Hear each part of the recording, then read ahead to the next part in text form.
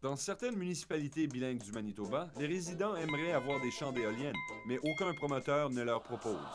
Au CEDEM, on entend parler d'un nouveau modèle de champ éolien où il n'y a pas besoin de contracteurs.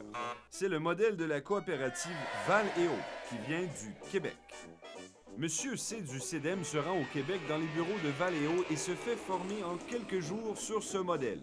Embarquez avec lui! Un promoteur choisit des régions géographiques où, selon lui, un champ d'éoliennes sera le plus profitable. Une fois la région choisie, un contrat est signé individuellement avec chaque propriétaire de terre. Puis le promoteur s'occupe de tout et le propriétaire est très peu impliqué. Résultat, le propriétaire qui possède une éolienne sur son terrain reçoit un chèque à tous les mois. Malheureusement, il doit subir les plaintes de ses voisins qui, eux, n'ont pas d'éolienne mais souffrent du bruit et de la pollution visuelle de la sienne.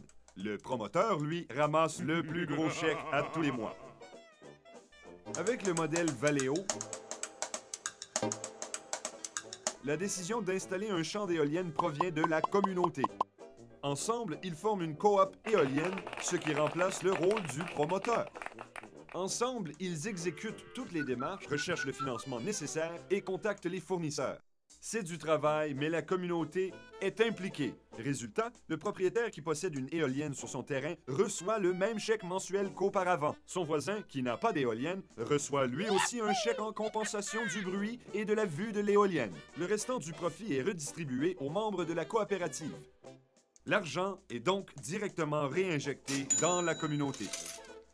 Monsieur C a partagé sa formation avec le personnel du CEDEM et les CDC des municipalités bilingues. Parmi les 13 CDC, 2 d'entre elles ont manifesté de l'intérêt pour reproduire le modèle Val-Éo chez eux. C'est ainsi que l'aventure des coopératives d'éoliennes a commencé au Manitoba.